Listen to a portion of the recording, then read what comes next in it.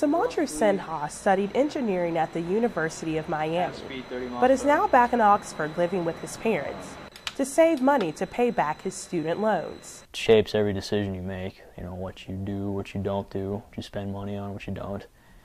I definitely feel a lot less free because of the loans. 20 million Americans attend college each year, and out of that number, nearly 12 million of them borrow money to attend college, making taking out student loans the new norm.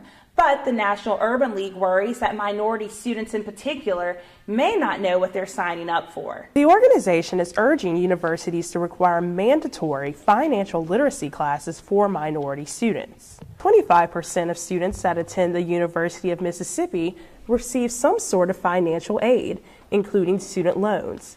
And although the university does not have a program that targets minorities, the Ole Miss Office of Financial Aid may have found a solution that benefits all.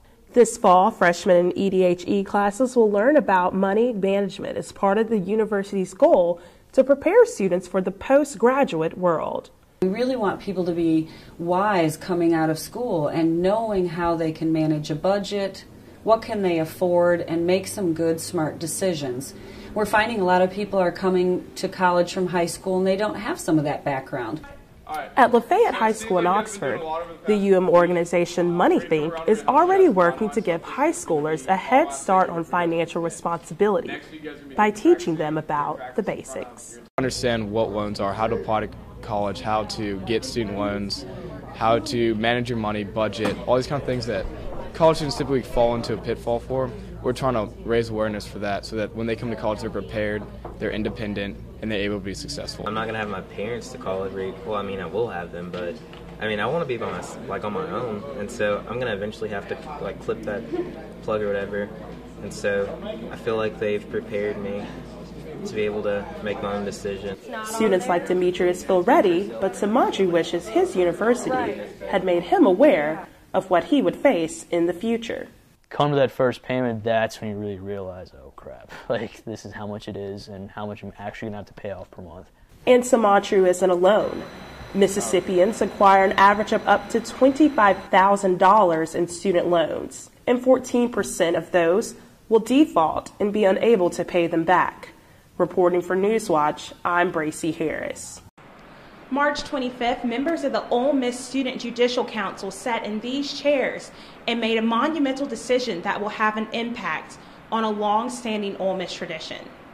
According to paperwork filed by the ASB Judicial Council, the complaint was anonymous. The paperwork indicates that the council found no guidance in the ASB Constitution for how to handle anonymous complaints.